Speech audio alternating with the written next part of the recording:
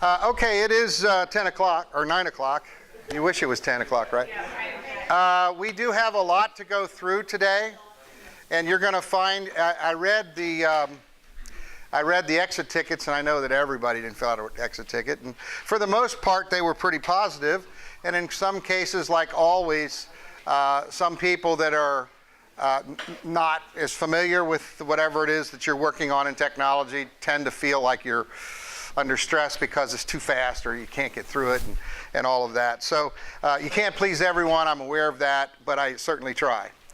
Having said that, I noticed there was another comment that said that it was kind of unorganized, and I was surprised at that because I thought it was pretty organized. But anyway, and it jumped around, and I think you're going to find that this session is going to really be unorganized because it was intended to be topical.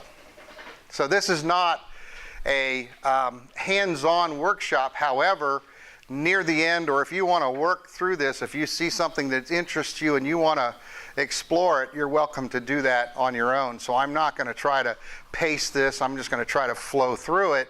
Something that interests you, you might want to pay attention to and that kind of thing. And I'm hoping that there's some time at the end, either for questions and answers or time for you to actually do some work to where while I'm here, I can help you. And so talking about help, next week is the last week, and the showcase is next Friday.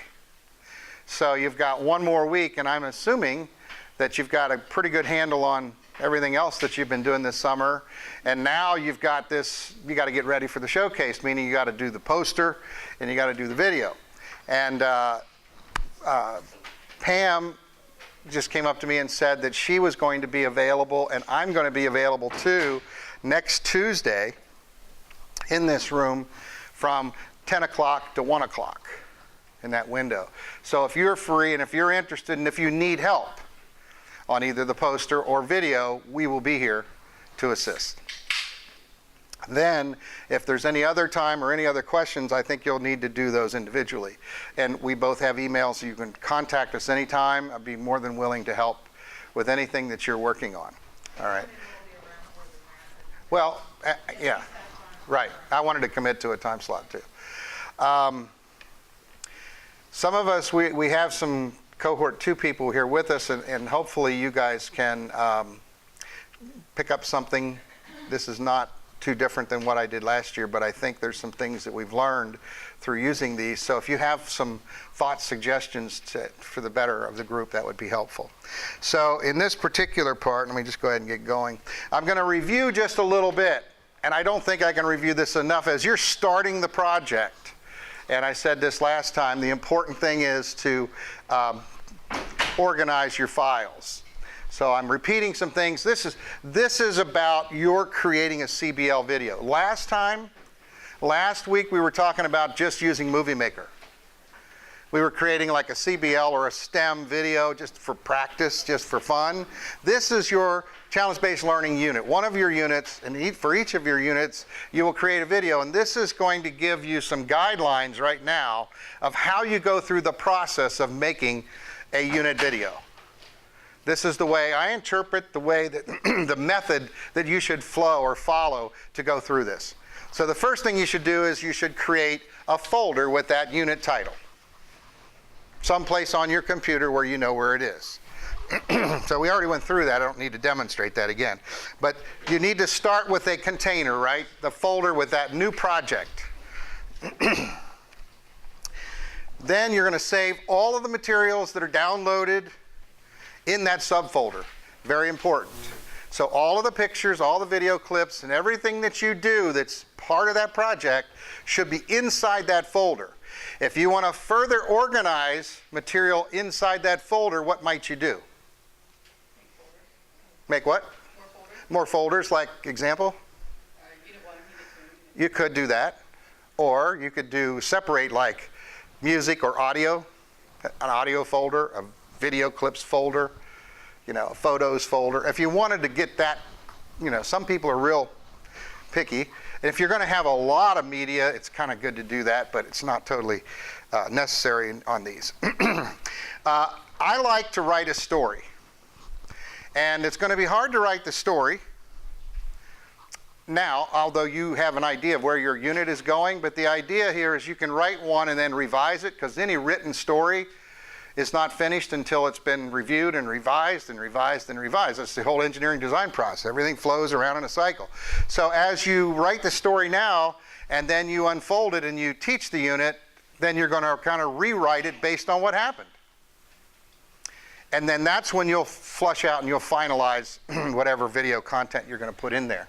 So write it like you're explaining it to another teacher. So right now, if you were starting this, you would say, okay, my unit 1 is on whatever topic it is, and then you explain what this unit is about.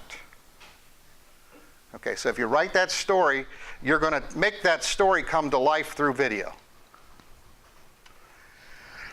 The story serves as a foundation of the video script. And the script can be used for voiceover. You don't have to tell the whole story in voice. Sometimes it's not necessary. Sometimes if you interview people, they can help tell that story. Sometimes it's very self-explanatory. Students in action or whatever it might be doesn't necessarily require a voice. So I'm not saying that all of your videos should be voiced throughout the whole track.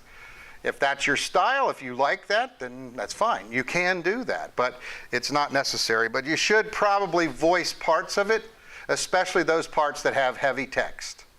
And you're going to have some text because there's so much content that's textual in our projects here.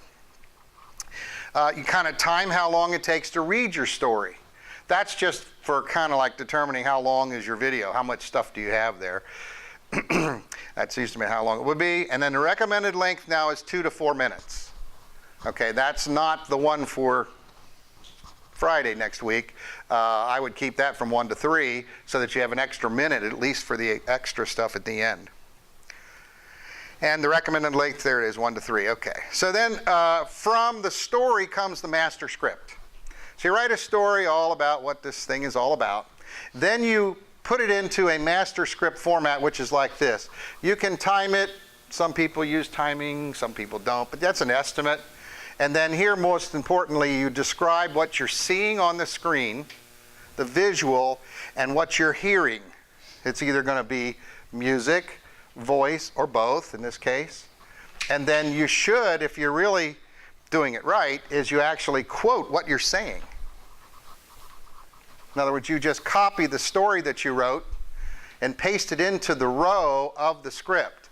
And the reason why there's rows is because every time the visual image changes, you get a new row. Every time something's different on the screen that you see, you get a new row. And the story just can kind of continue. Decide how to illustrate each part of your story: music, video clip, pictures, text, and so forth. Collecting all the media, you can do that. You'll be doing that ongoing. But when you're actually doing the unit, we're talking about like using some kind of a device. Well, that's inputting from it. But using digital pictures and video clips, you can use video clips from the internet like YouTube that you can capture and convert and use clips from if they fit your content, if it fits your story. And you can also use your own video footage, which you shoot during the activities, during whatever's going on in your classroom. Debbie Haynes is one that goes out and will visit your school, if by appointment at least, will come out to capture some of that footage. And some of the coaches have been doing that now. We've been encouraging them to do that. And some teachers have used some of their students. They pass off a camera and one camera films another group and switches around. Each of you will have your own method for collecting media. And then there's the subfolders. And this is where I was getting into that, getting more detailed. The subfolders for audio, photos, and video clips. I don't think you need to subdivide it that far for each unit unless you're going to have a bunch of them to where, you know, the folder gets so full. It's hard to decipher. I think the most important thing that you can do, and I had this conversation with David Verneau when we were working on that CBL video, we were sorting through some video footage we had, was that the naming of the files is really important. So when you collect them, when you create them, when you download them, and if they download from a camera, it sometimes names them for you. They put date stamps or whatever that is. Not a bad idea to keep the dates. However, you can always rename the files. And I would highly encourage you to rename the files with what is in the file. So naming your files appropriately is really helpful. So, and keeping them organized, we keep repeating that. Find visual content on the internet, search for projects and similar. A good place is YouTube. And there's a lot of different software out there for converting YouTube. So we're going to talk about that here in a second.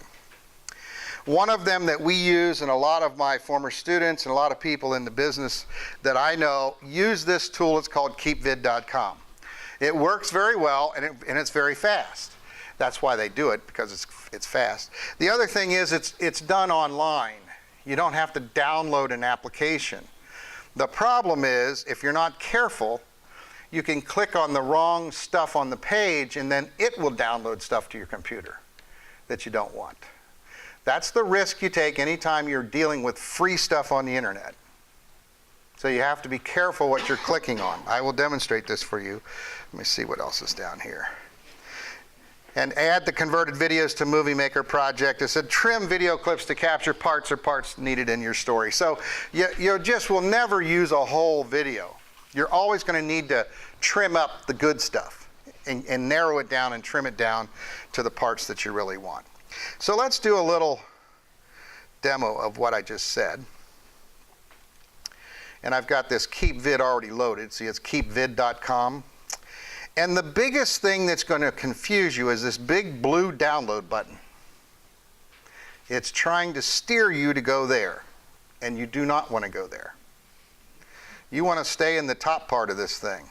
So first of all, I'm going to go up here. I searched in YouTube for STEM education funny, and I was looking to see what might be down here. Well, this is familiar because this is the one I did before, the interview. Familiar, right? Okay. So let's try something else that might be funny. Funny money? I don't know. Here we go. I haven't previewed these. I apologize. We need to create the thinkers of tomorrow and open their eyes, open their ears, open their minds. It's important to me to share the path. All right, that's good enough. All right, so what you do is you essentially go up to the URL at the top and you copy that, right click and just copy, or Control C, shortcut, and then you go to the Keep Vid tab and you click in this window right underneath where Keep Vid is and do Control V to paste it, and you click this download button. All the stuff below here is not of any importance. And then it's going to say Java's required, install plugin. And this is where you can get in trouble as well. I purposely didn't do this ahead of time so you could watch what goes through here.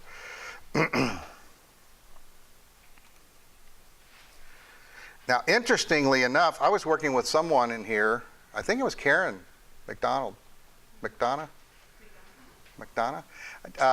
We did this the other day, and her computer, her laptop, actually had the Java already installed. So, I don't know if yours, it might bypass this. I don't know. But it goes right in the downloads folder.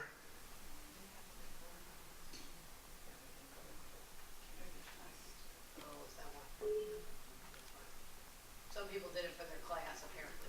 Oh, really? One class. Oh, okay. Okay. So, yeah, so you may or may not. It's not a bad idea to have Java downloaded anyway, because it helps with viewing some of the content that you might find on the internet, so it's just a good idea to have. But it does take a little bit of time to do this. So I purposely am doing this because I don't want you to be surprised. Things don't always miraculously work. They sometimes have to take time to happen. Now here is what you have to be aware of. Okay, this is where people, and my students at school, they're so bad at this because they're always in a hurry. They're click crazy, then they just next, and they accept everything that the producers or the people are trying to get them to not, or to have. So you don't want the Ask toolbar, so you deselect that, okay? And then you do next. So you make sure you don't select any of these choices unless you really want them, okay? I'd recommend not doing that. All these things that you click on make the IT staff busy because they have to go back in and clean up all this stuff that you click on. And this will take a little bit too. I guess while that's going around, I could pass these out. Could be. What I'm passing out here, Julie printed up, these are some instructions that I did last year just to help you with the how you should, and this may or may not be what we really want, is how you should work with the summer one. You want to do the rest of them back there? Sure. Okay. You don't need them. You guys probably don't need them either because you've already done it. You don't need it. I'll keep one just for my own self up here. Okay, successfully installed. You don't have to look at that paper right now. I just was passing it out. All right, then once it says you've installed it, you close that window.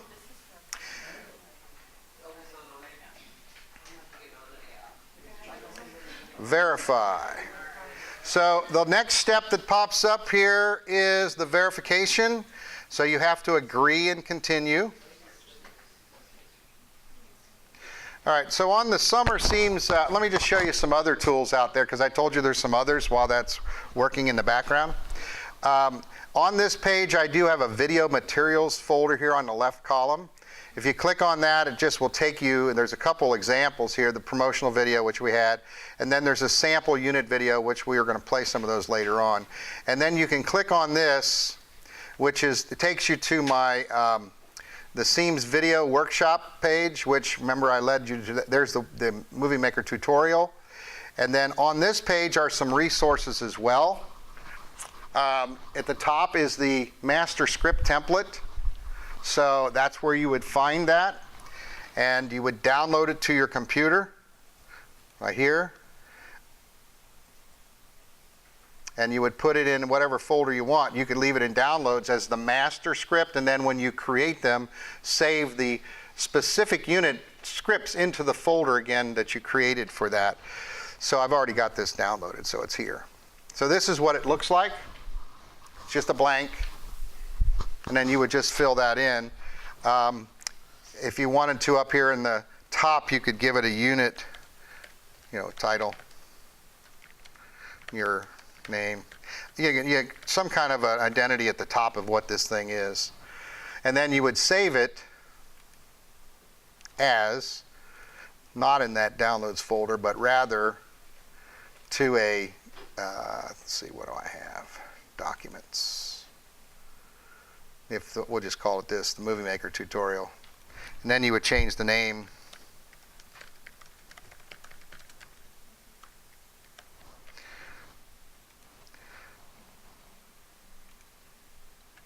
So now you've got a copy which is now specifically for whatever unit it is you're working for. So this is if you're going to use the script form to develop your planning. This is a planning version of your project. I also have some information up here for copyright rules for educators. Copyright by the United States Copyright Office in a PDF form. There's also a teacher copyright chart. Those are both helpful, especially dealing with some things. Let me just show you that, I guess. And this is bringing it up in Google Docs when you click on it, not downloaded. But basically, it'll tell you about printed material, illustrations, it's kind of hard to see, video clips,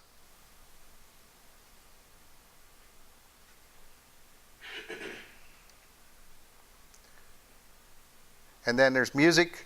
Music is the thing that you'll probably use in your projects the most. I would encourage you to use copy-free music, period, to bypass any kind of question from YouTube when you upload them there.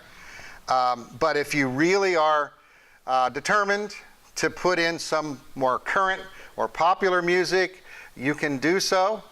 But you have to be careful because YouTube will flag those and sometimes they'll mute them. And there's all kinds of problems that can come from that. But by the copyright laws here, it's called fair use for educators.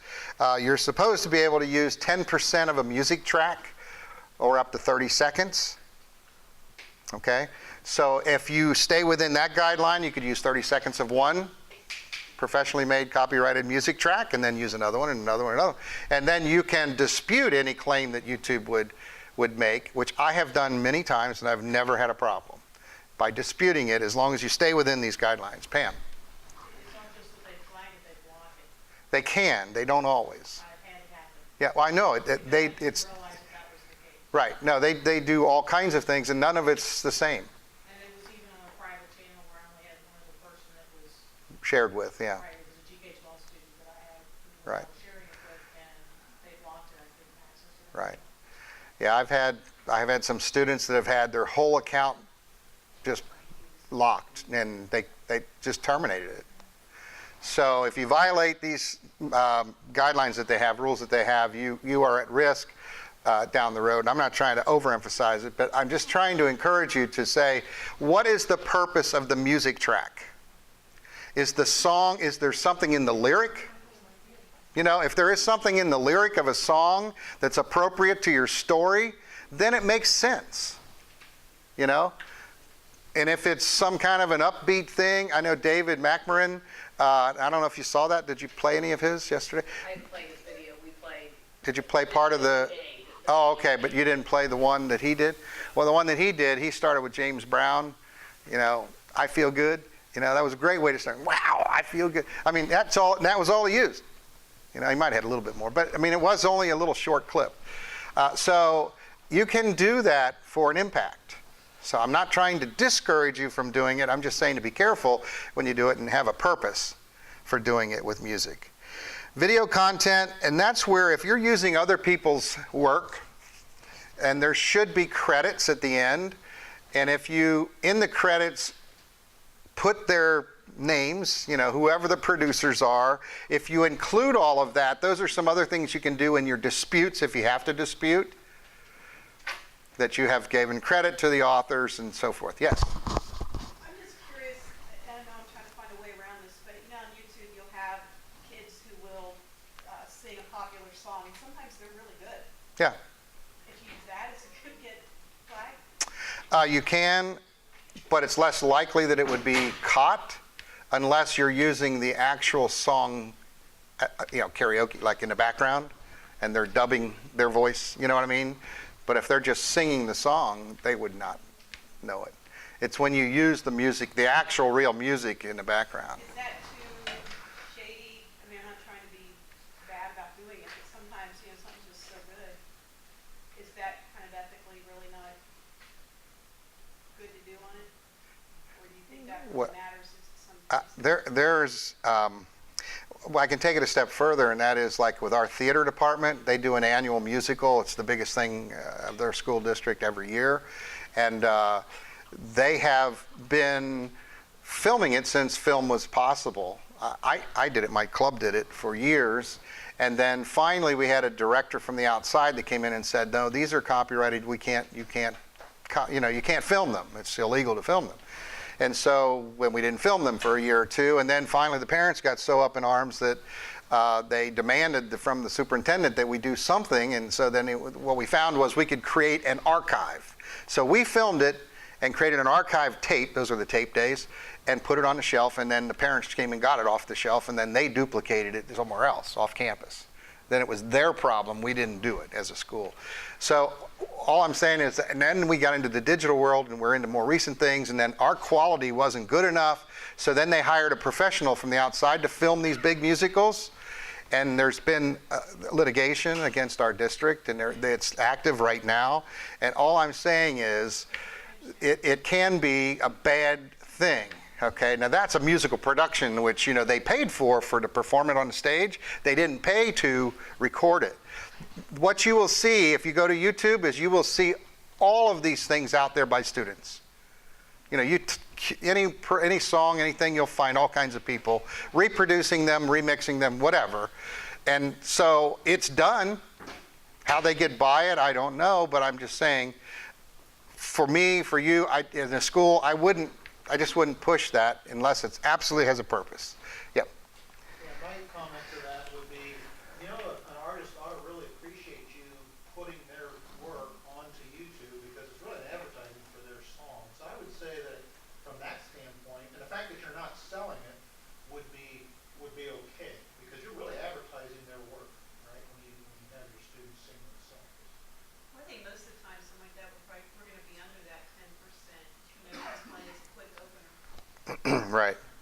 I wouldn't discourage that.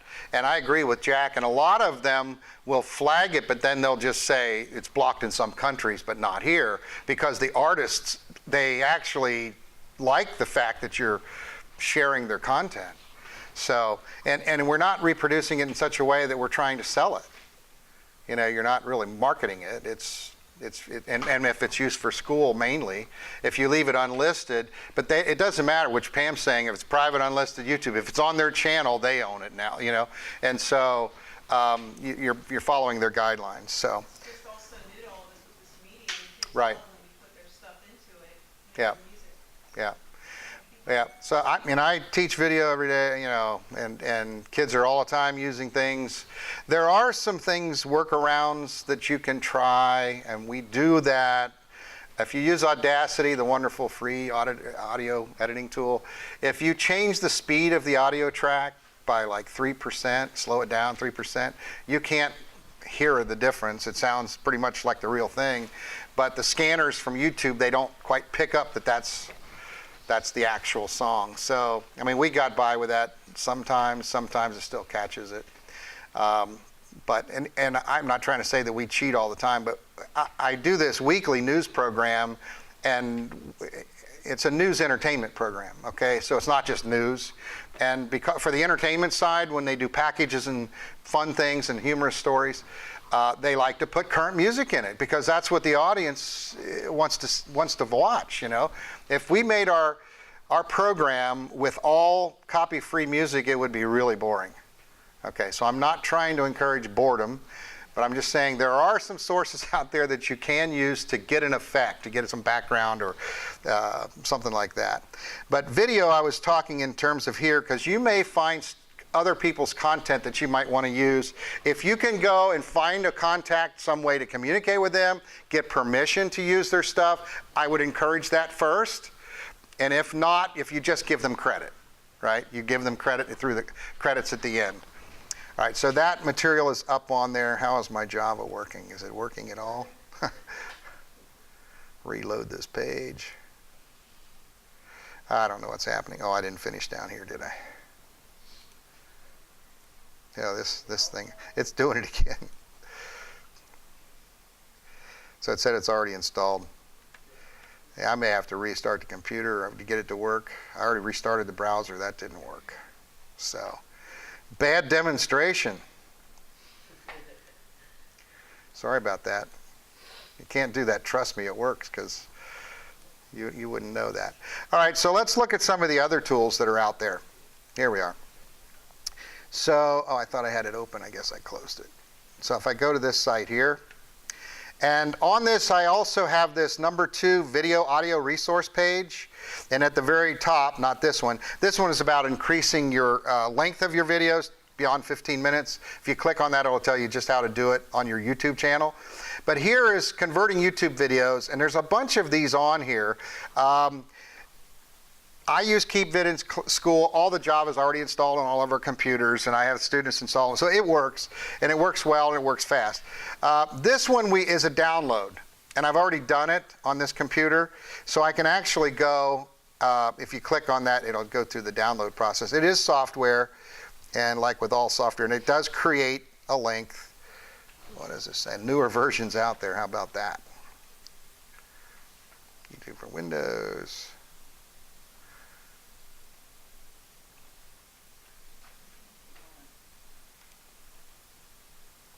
Virus blocked. How about that? Let's go back. And now this opened up. My URL should still be in memory. Let's go into videos, and it's if you change the quality of this, I'll do it because I'll show you that sometimes it doesn't work. It won't convert it to a higher quality. It can't. So we'll say yes, we'll go to the next one down, and there it goes. So it's converting that same one that I couldn't get KeepVid to work. So I'm doing it with YouTube Downloader HD, and this is a free software app that you can download to your computer. And it's done. There we go. I had to use it because it HD, yeah. You could watch 1 minute and 47 seconds of a YouTube video and it would go on. And so the only way to get it Right. Well, for schools that have YouTube blocked, this is certainly a way around it, because you can do this at home or some other place and convert them, and then you can play the MP4 files. I mean, I can use the YouTube downloader at school and download a video, but I can't watch it. This is the one that I just converted.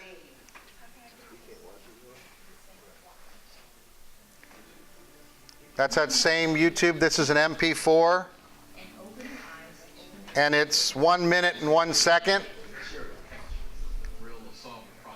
So if there was a little piece in here that I really liked, I certainly wouldn't want to use one minute of it, because I've only got 4 minutes. So I'd want to find that sound bite that's really appropriate.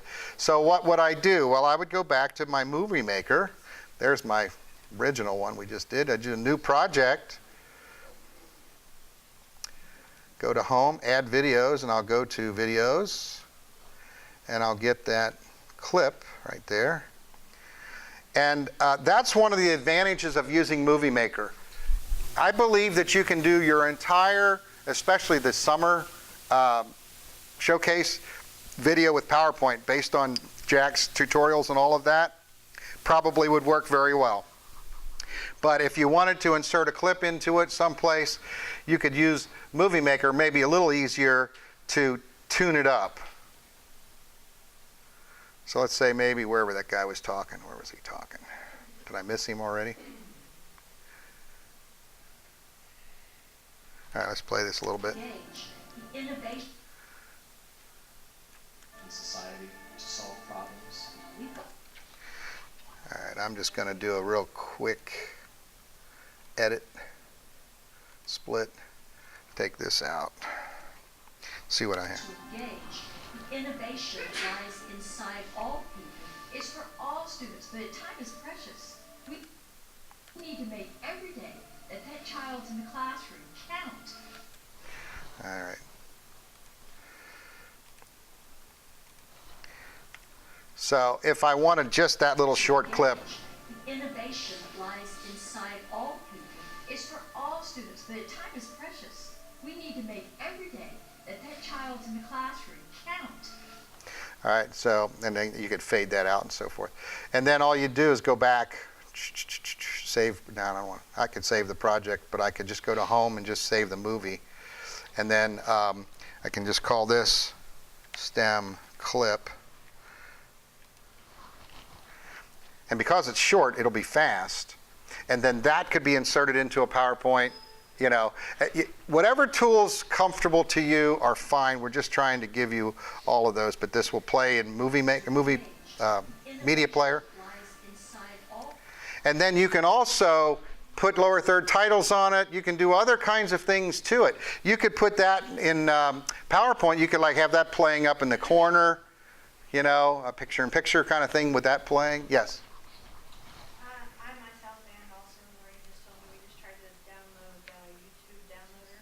Yeah. And it's saying it's a virus and it's blocked. Okay.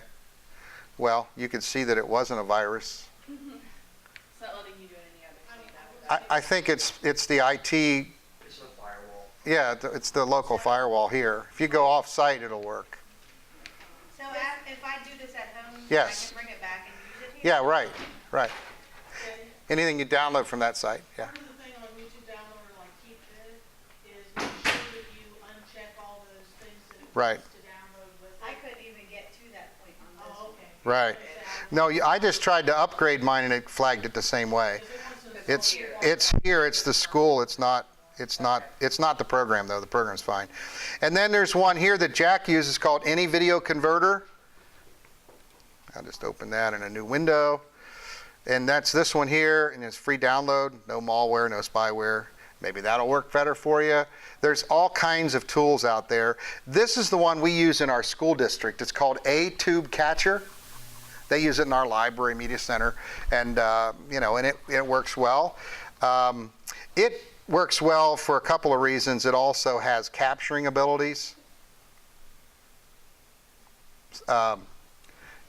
YouTube Downloader does too, actually, which means that if you can't convert a video, you can capture the screen, put a window around the frame, and then you can capture it. So then that's another bypass if you can't actually convert it. So you could download that. I just don't want to get into the whole downloading thing, and I just lost my deal. Shucks. There it is.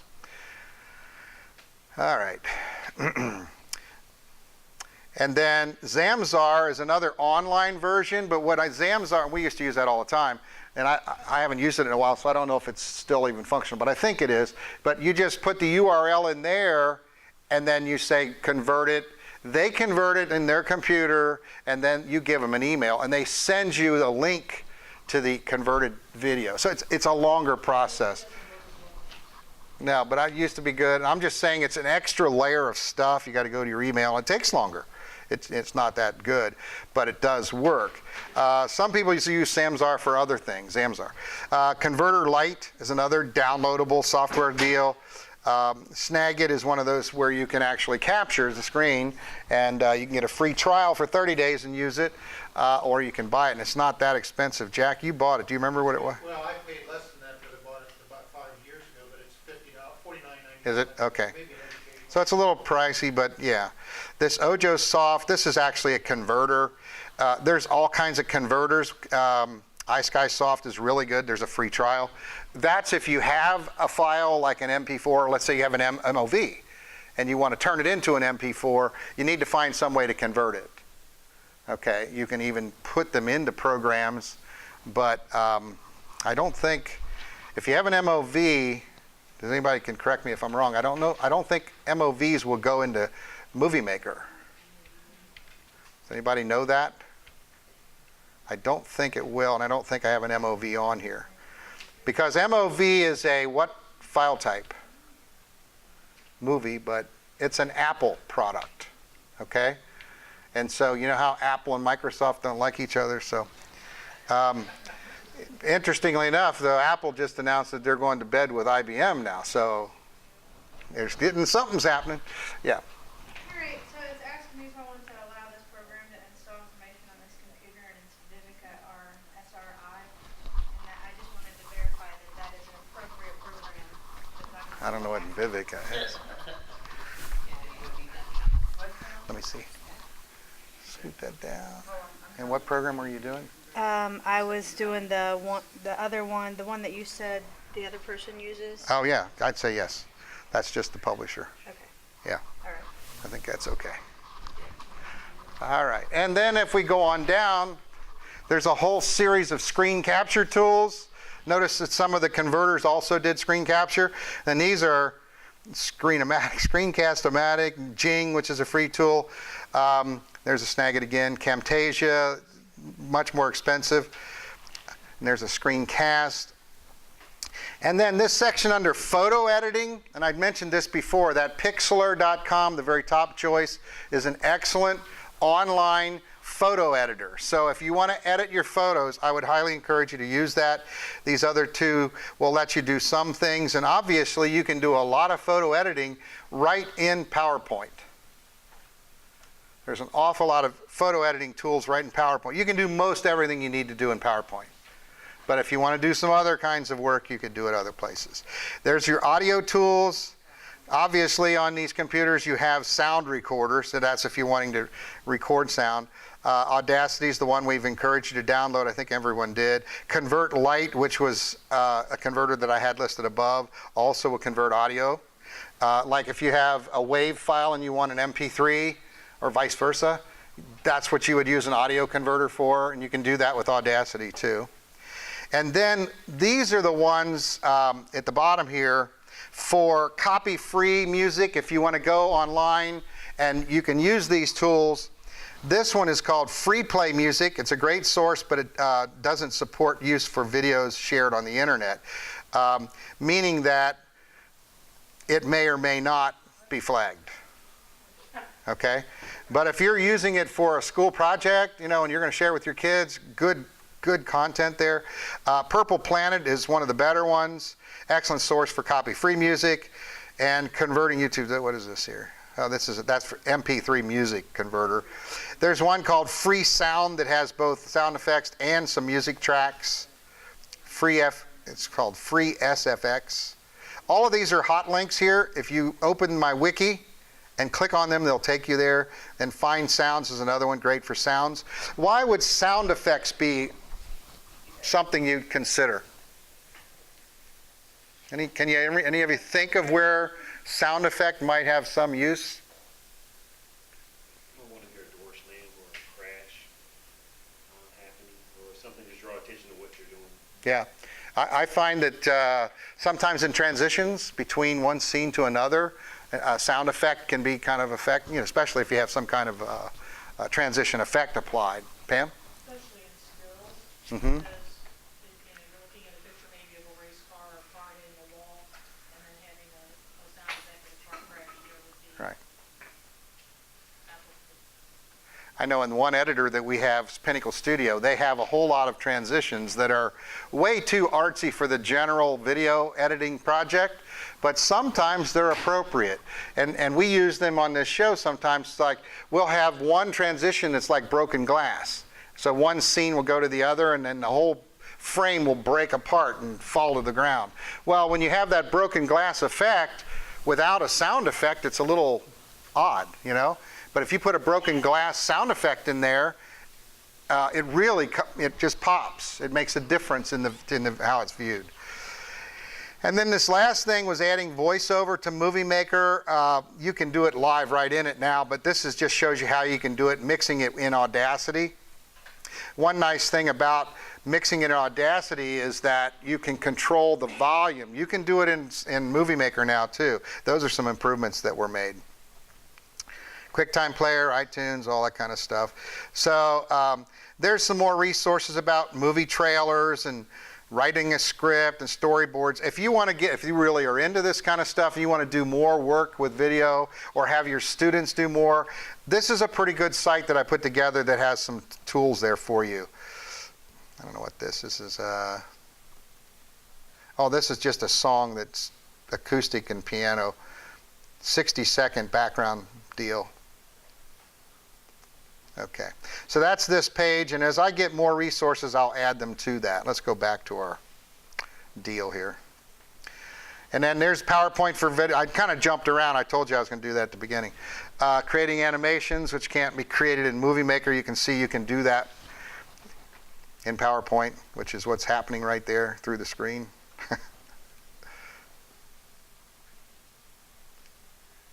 Where's my mouse? There we go. And then this is one just with the 3 graphics that are required. There's the pixlr.com that I told you about. Did I demonstrate this last time or not? I thought I might have. No? Okay.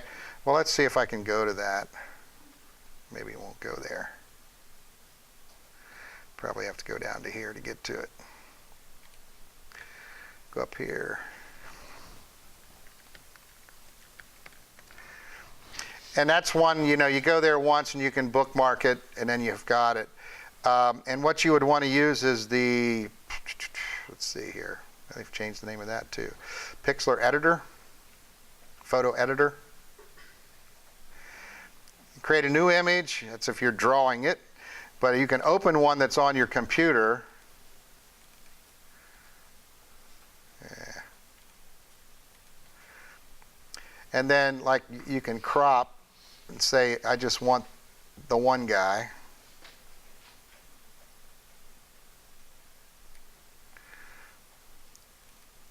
And you double click on it, and now you just have one penguin. So very simply, stuff like that you can do with this. And there's other tools as well. It's got the red eye. Like if you have photos where you've got that red eye stuff, and you can do some of those fixes in here. But I don't want to get into photo editing. That's not part of this. But you can do an awful lot of stuff with this program. Let's go back. Adding voiceover. It just, when you're doing voiceovers, it's good to write the script first so that you know what you're going to say. You can read it. If you ad lib, if you're going off of memory, it's what happens so many times is people stutter and stammer, and there are a lot of ums and ahs and trying to think of what you're going to say. So writing it out is really good. And the other good thing about narration, you can always delete and redo. So you can do it again and again. Multiple takes, right? until you get the one that's just right. And you can also edit the tracks if you get a sentence that needs to be deleted and replaced with something else. And there's this mixing with Audacity. Some of these are repetitive. There's those things I just led you to, free play music, Purple Planet. I do want to show you that. Let's see if it will go to that. There we go. There we go. So this is the free play. So when you get to here, they're going to ask you to sign up. It's free. I don't know why I did that, but I've already got an account.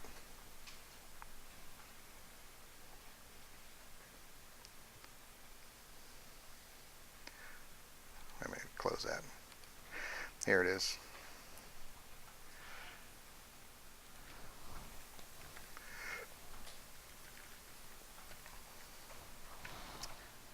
Read the thing.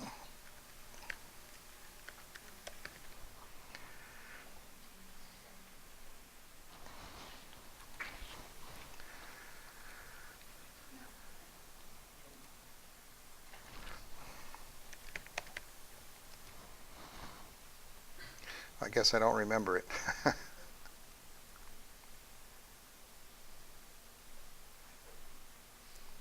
Notice they have music suggestions. If you create music tracks and stuff, you can submit them.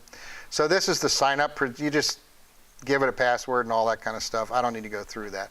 But once you do that, then you can search for different things. This is the Purple Planet. And let's see.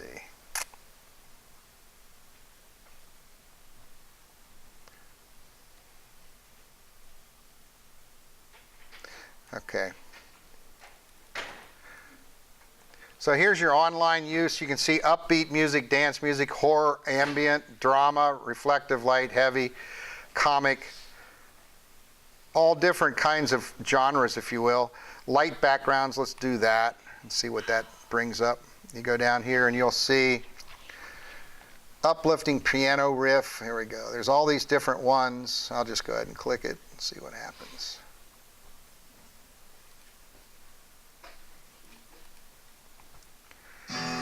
And it'll play a little clip of it. All right, I love it. So then you just click the download button. But you can preview all of this stuff before you choose it.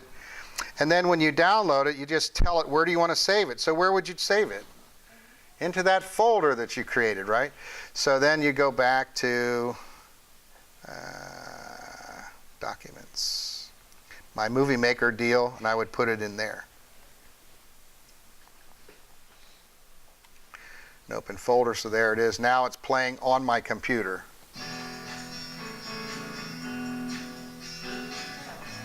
That's almost 2 minutes long. There's no voice track, there's no lyrics, it's just a good background track.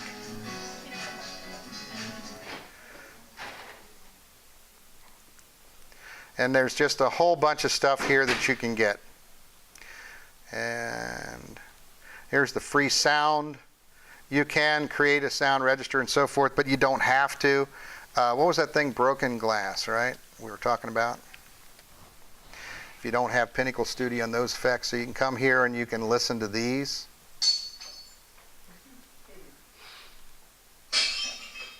That's a little better. So if you like that, then you click on that link, download, log in to download. Oh, so that you do have to have a login to do it. But it's a free account.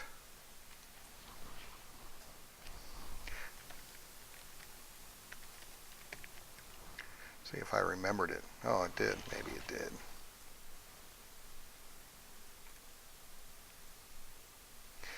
So it remembered my thing there.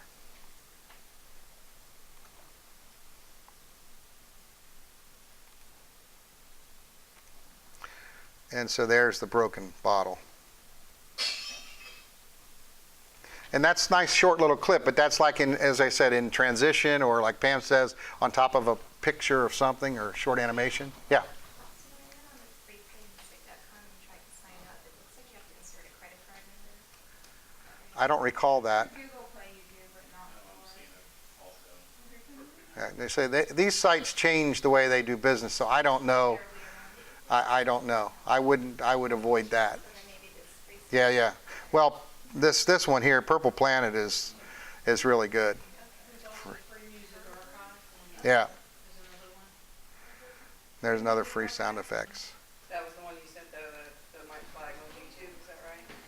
Which one? The free music archive. Is that the one? No, that's not. The free play one. That's the one. Good. I think it was free sound. Free music Okay. archive was Yeah. recommended to me by somebody who does like TV clubs. That's the one they use. You can go to Google and search for copy free music, and there's that free play comes up. All of these royalty-free music.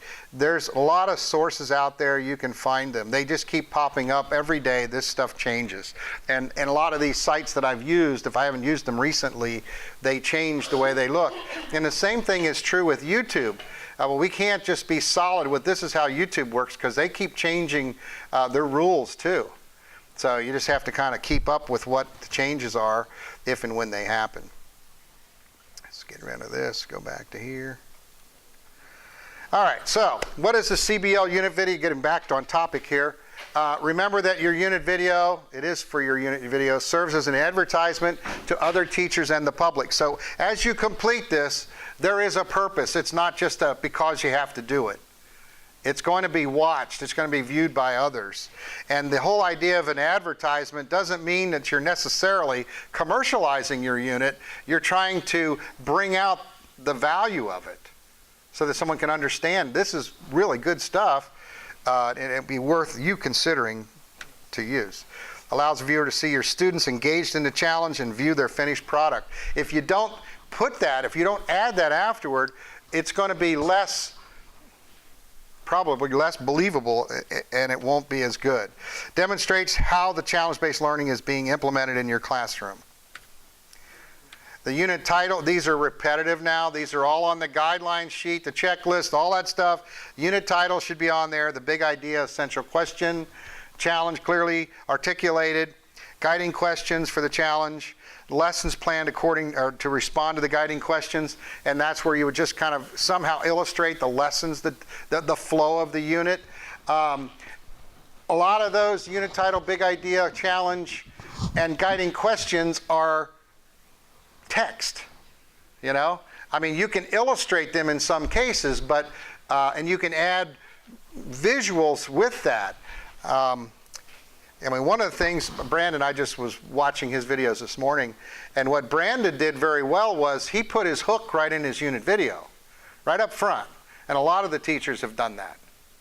And that's not a bad idea. And sometimes you might have a hook video that you're going to play for your class that David McMurrin had that was like 3 minutes long.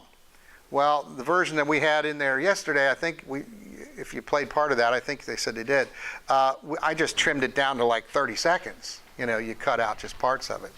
But so where you're going to have text on the screen, I would highly encourage you to animate the text and add a voice to it to make it easier for the person watching. It helps them to understand what's being said. In some cases, if there's words on there that have pronunciation issues and so forth, enunciations and so forth, you can add that to make sure it's clearly articulated, and also for pacing, for the amount of time that it's on the screen. Let's see what else I have there. Videos and so forth. Dates are arranged. Okay, there we go. Let me go ahead and jump out of here, Brandon, if you don't mind, since you're here. You don't mind, do you? What's he going to say, right? Where's my sites? Yeah. Go back to here. Nope, wrong one. Here.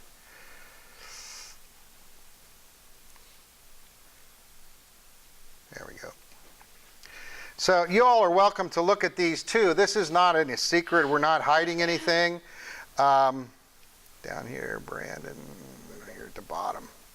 So you can click on any one from last cohort, and I don't know if you've done this, but I would encourage you to do this. Not necessarily to say that all of these videos you're going to watch are really great examples, but you can get some ideas. Okay? Which one do you like the best? Probably Unit 2. Unit 2, okay. It's got the most animation. Yeah. So here's the beginning. It's 2 minutes and 49 seconds, well within the guidelines.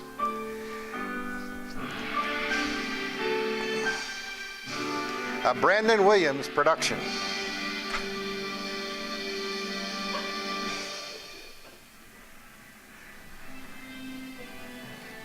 Stop that real quick. Did you notice that animated title? Where'd that come from? No, this one. This one, the title. Movie Maker, right? And it looks good. You saw the wow stuff up front, and then you can mix these tools together.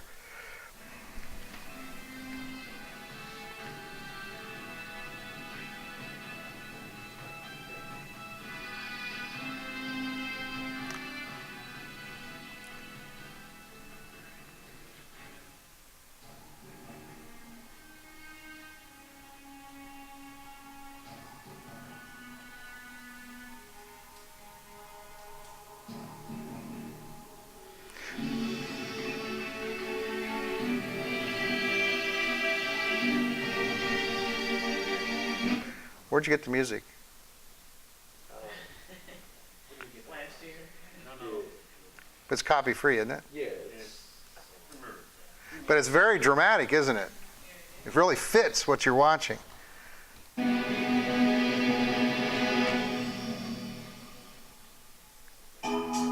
See that nice transition with the title? This is still part of that hook thing. So he spends almost half of his video getting you engaged in what this whole thing is about and what the challenge is. Okay? And then when we get beyond that, you want to see it? Well, you can go on his website. His wiki's free. You could see it.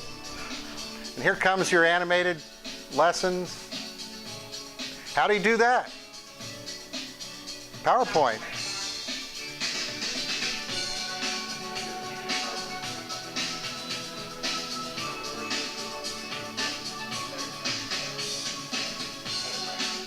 And I can tell you that when you make a video, there are, two senses, the audio and the video that's being presented, and the audio can just kill you if you use inappropriate audio, or it's just not, if it's just a downer. I mean, you really need to pick the audio tracks and so forth that help to bring that story to life.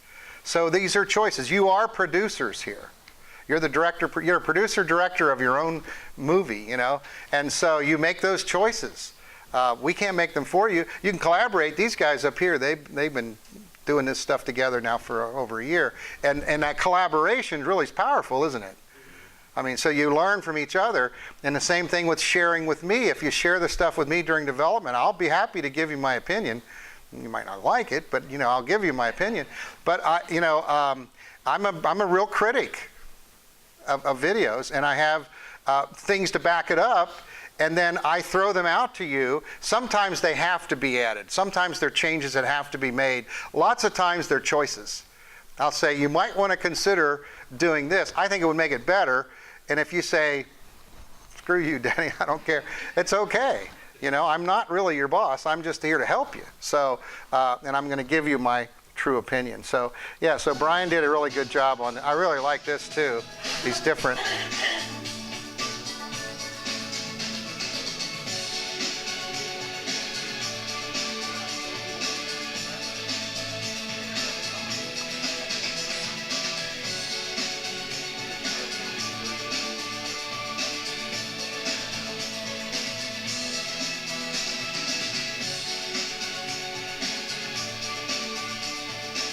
Now, only comment on this is that whenever you use photographs like that, I think having a lower third title that is explaining just a little bit caption to the video or the photo, just kind of telling you what they're doing, would make it better. Because I wasn't there to watch the unit, go out, so I don't know what exactly it is. Question? I thought someone had a question. No? Denny, Yes. one of the things that may happen to you is that when you play back a video on YouTube, it'll play it back at the resolution that is fitting of your internet connection. So this looks very good. But if you play that back on a slow internet connection, maybe in school, Yeah, you're right. lower resolution, can you click on the little Yeah, right. here, Danny, Yeah, down here on settings. and look at what it's playing? So it's playing it back at 480, but it's capable of 1080, see? He created it at 1080 and uploaded it at 1080. So, but it'll adapt. So you may play it at home and it looks really great. You get to school and it's like, oh, this is fuzzy and doesn't look very But good. like if I clicked on 1080, then my connection speed would lag it. It might stop, you know, it might not play full speed. So, so it looks fine like it is. But let's see, I'll jump ahead here just a little bit. The video looks good, Yeah. but it's such a high quality video that And there's video footage.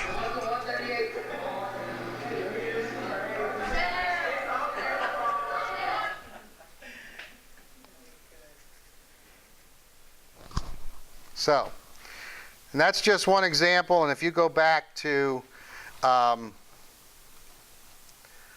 shoot, I did it again. If you go here and you look at any one of their sites down there, you'll see a whole bunch of examples. I would encourage you, if you have time, I know you've been so busy. I mean, just buried in work. I know that. I'm sensitive to that. I feel for you. But you do have a task at hand that needs to be done. And these are some things that can help you. You know, some ideas. And those of you that are in cohort 2 and the questions already come up, the intent for the summer video is to take the one that you're reteaching and just use that video if you want to remodel it, but you can just use that video. So you didn't know that? I mean, if you started one of the new units, that's okay too, because you got to do them anyway, right? But you could have refined the one that you're reteaching and use all the stuff. One of the advantages of that, Dion said this morning, was if you can see a finished video just like that, it'll help you to see where they go at the end of the unit. And again, all of these aren't great examples, they're just examples, okay? And here's the first group. I wanted to show you that actually. Let's see, where was I? Back on my CEEMS video home. No, that's not it. It's back on this page here. Hold on. Where in the world am I? Video materials. Okay. Yeah, on here, this is Kathy Herzog's, and I actually helped revise this a little bit. It's 3 minutes, 13 seconds.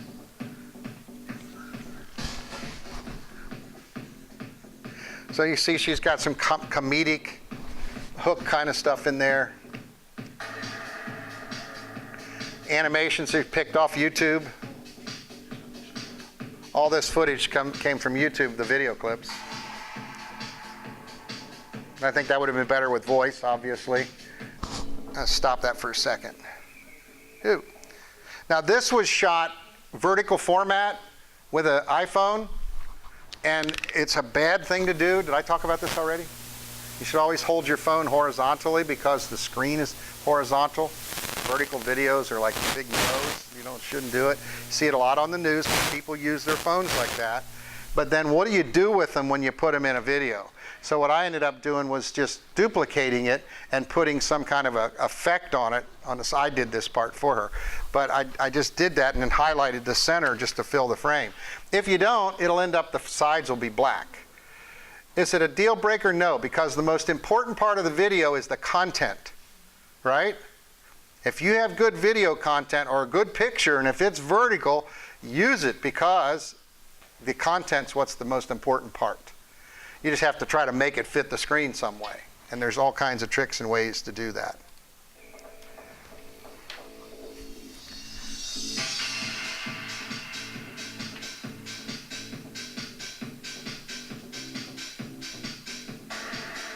And there's an example of a lower third caption, because who knows what she's doing. So by giving her a little title there, you know what she's doing.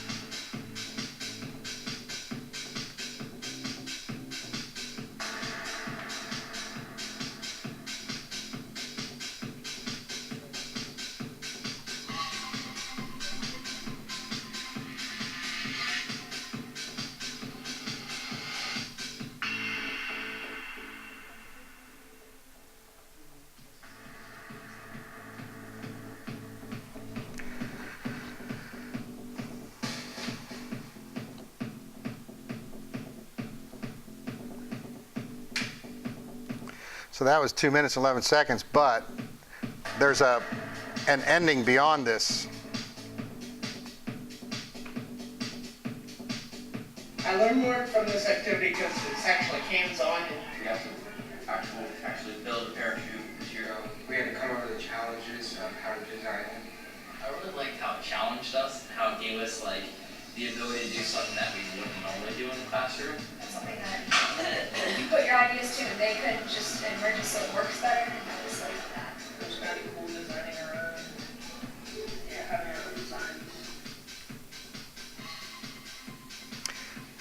The CPL process is very interactive with the students, and I think it gets the students very involved in the lessons. It does help the students with problem-solving skills and teach them how what we're learning in science applies to real-world problems. All right, that wasn't because it was great, it was just because it was an example. And I also have on this wiki, there's a video page which has that same one, and there's something that I did with this. Was when I taught engineering, I had this how many licks does it take to get to the center of the Tootsie Pop thing. They do that at Princeton too, I know. In fact, that's where I got the idea. And video samples here, that's a video page, and the video samples, these are from a variety of sources, and that you might get ideas from these about trailers and about, you know, advertising. That just shows you a trailer for The Dark Knight Rises. Of course, that's old now. But these are some science in a minute videos. I would need to do that. Let's see. I thought I had more examples on there. Why don't I have more examples? What happened to that?